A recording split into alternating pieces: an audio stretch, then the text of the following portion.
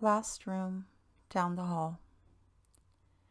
The young woman sat in her new office in the last room of her 3-bedroom home in what seemed to be a state of trance, impressed by her own self-motivation and will to make something out of the empty room, in the hopes that perhaps her positive actions would create a ripple where she could then plant the seed of vibrations inside her mind. Then maybe, she thought, those same vibrations would ping and pong and playfully trickle out into the other rooms of her home, and eventually the positivity would boomerang back to her from whence it started and seal itself in the intention of happiness for herself and everyone she loved once and for all.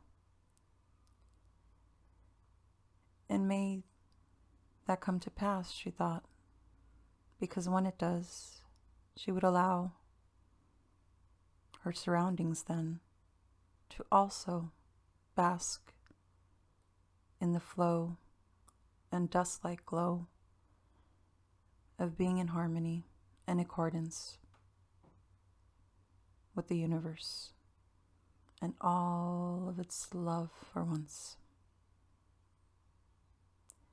The early morning fog was pressing against the window panes in its own miserable pain, falling short with each attempt to conquer the glass before surrendering itself back into the earth. She stood calmly in the middle of the empty room down the hall. The initial idea with which she approached the purchase of her home a decade ago was that the room down the hall would have been entirely different, and perhaps with a single smile or twinkle of the eye, it may very well have been.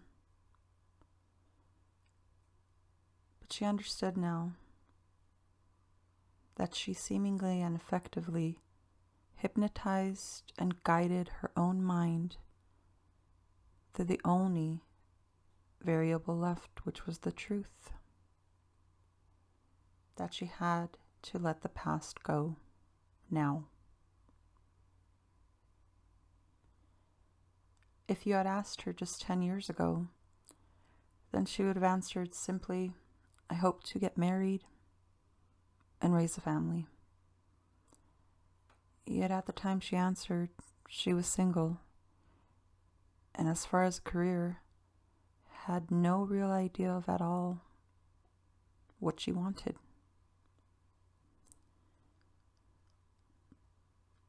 So the room down the hall was a small space, a home within a home, a piece of her heart within a heart. If ever there was a young woman who was conditioned to be a wife and a mother from a young age, it was absolutely her. She lived for love in its most authentic and unbridled form, and adhered to the set of fundamental truths that her family and society had laid before her, like a wedding dress on the morning of her preconceived ceremonies. She never truly understood why the ultimate event of marriage did not come to pass for her, but she accepted it. For she understood that there was a higher truth always, and there was a reason that would reveal itself, as it always does.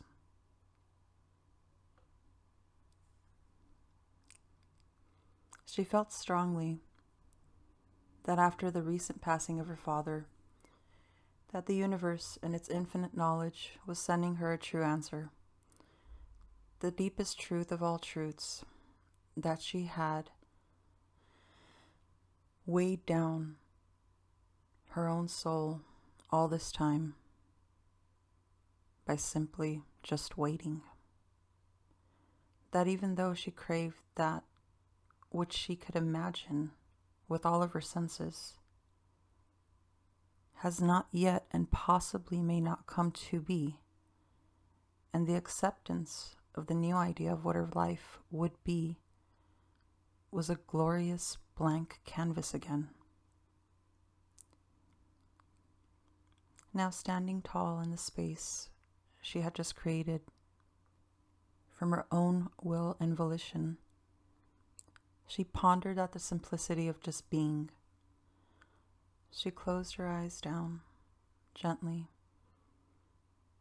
and imagined holding hands with her spouse, kissing her husband on the cheek before he walked out into the backyard, or watching him set up the barbecue grill like her dad used to do, or simply just sitting in the living room and laughing at a simple joke. A distant ping panged from deep inside her heart and made its way through all the way to her chest, rolled out calmly through her breathing, and she sighed with a heaviness. The sigh was one of relief, because she had effectively and more often just decided to let it go. She understood what each of us ultimately understands, that sheer hope alone, without courageous action and forward momentum towards your goals, whatever goal that might be, leaves you with the opposite of hope, emptiness.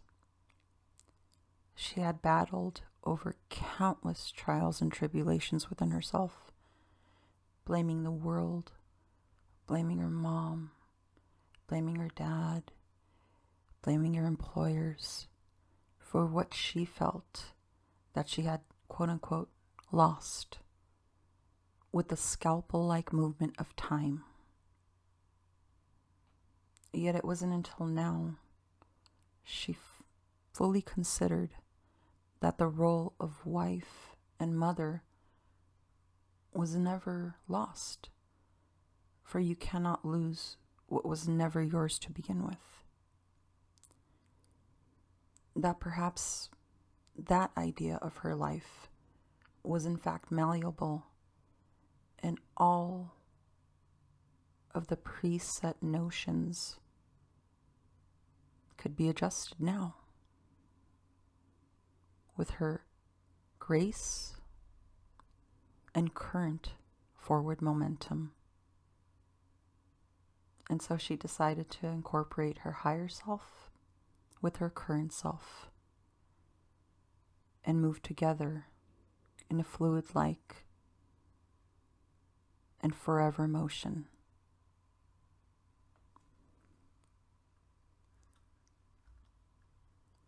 It was the edge of night into morning, the changing of the guards from moon to sun, but that dreamlike texture of light where for a while you don't know what time the night ended and the day began. She sat down in the chair, the one chair she had left in that room, which was bare now. A bare room with a sitting chair. And now she would sit in that chair. So she sat inside her room, that sat inside her home, that sat inside her neighborhood, which sits inside a city. And she looked out into the world from that chair. She had been using the room as a makeshift storage unit after she purchased her home nearly a decade ago now. For the first time since she moved in, she looked at the little room with purpose and honor and sensed that it was beckoning. and calling for her. She had recently challenged herself and accepted that it was time to declutter that room and move on with her current life. It became painfully obvious to her upon starting the project that the messy, confused room was a personification of her soul, of her real self, the true person that lives inside of each of us, that has nothing to do with the material aspects of life, but everything to do with grasping and maintaining pure drive and focus and bringing it to fruition, whatever it may be. The feeling of feeling, that's something that's true yet intangible. She chose to effectively turn her room into her own mind's muse. Chose to relinquish herself entirely and fully to the choice of being content and improving herself in all ways possible.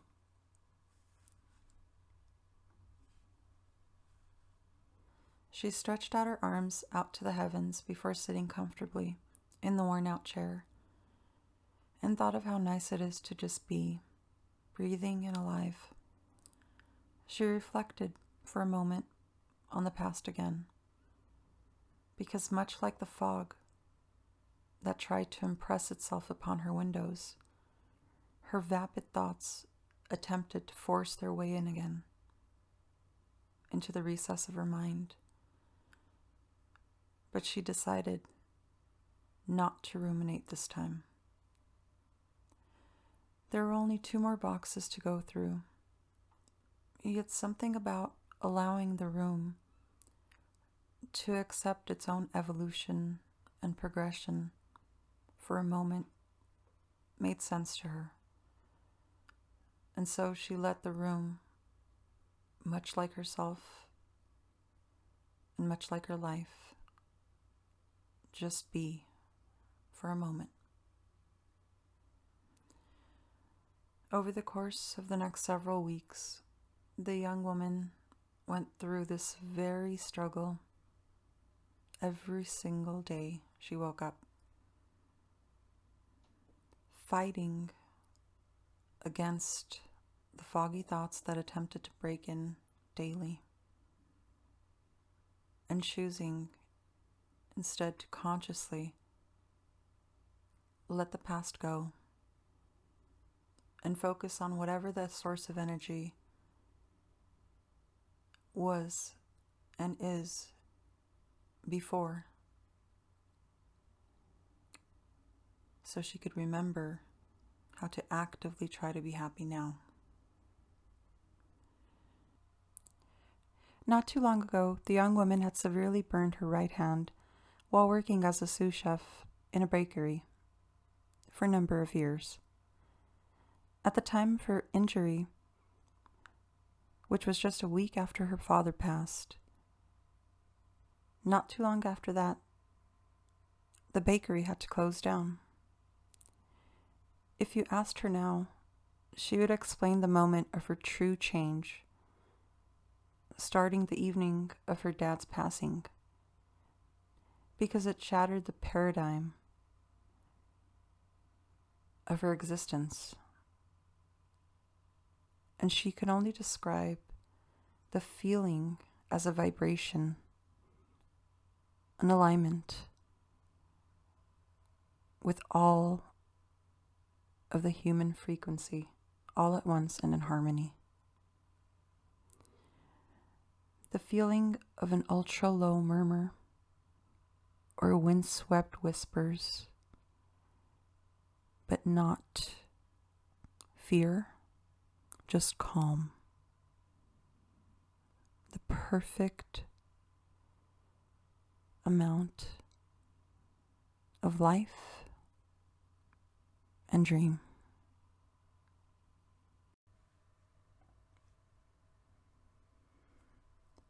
She recalls now the amount of pictures taken of her pretty, delicate right hand in its absolute worst form.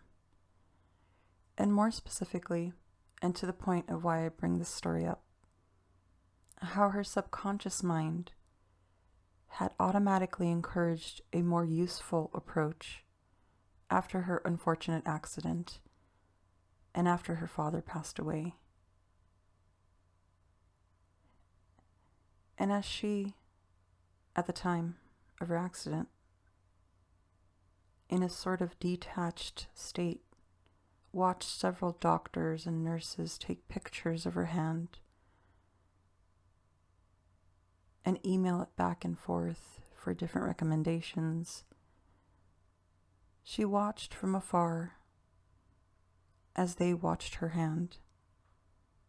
And she realized much later after her accident that she herself had never taken even one picture. She didn't give the image of pain any power in her mind.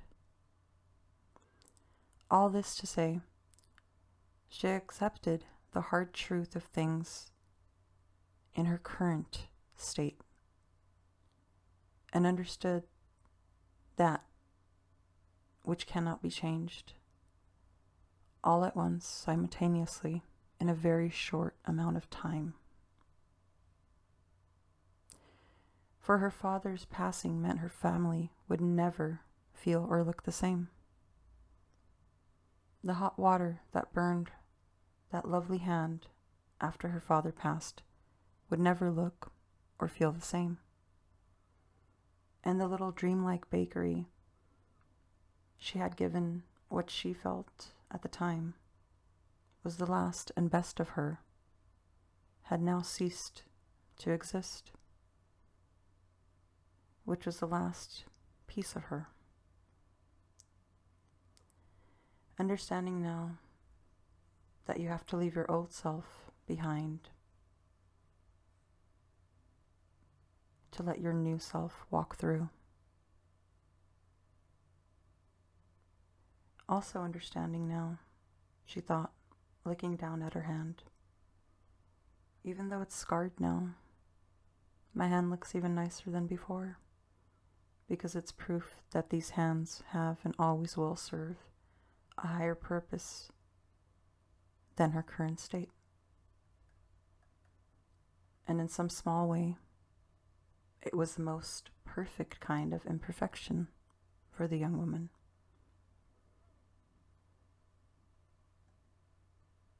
How she could use the pain she felt as an open line of communication when someone were to ask her about it. And she had done just that. So perhaps now, the next time someone asked,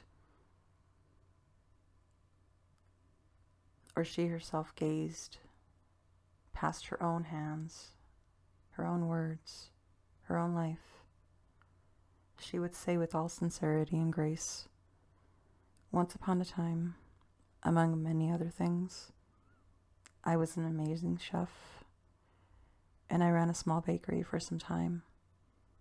And although it closed down, I was happy being there, and I loved making people's lives happier, if even for a moment, with the food I served. I love that I got to remember that feeling every time I look down at my hands now. And maybe that's why I chose to finally give in to myself and become a writer.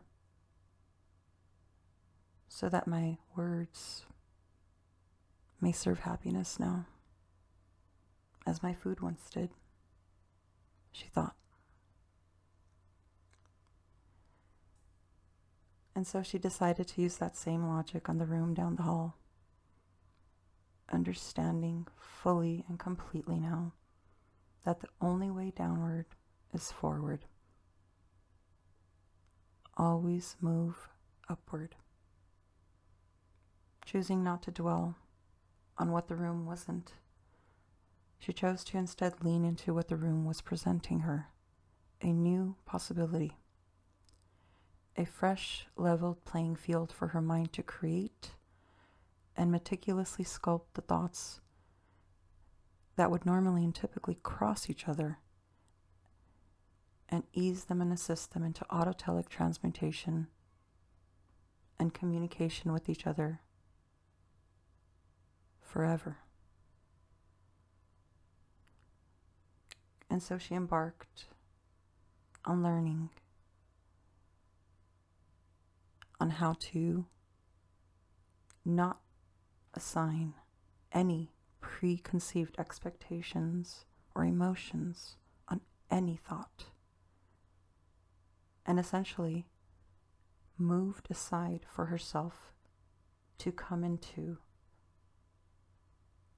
her already existing abundant fruition.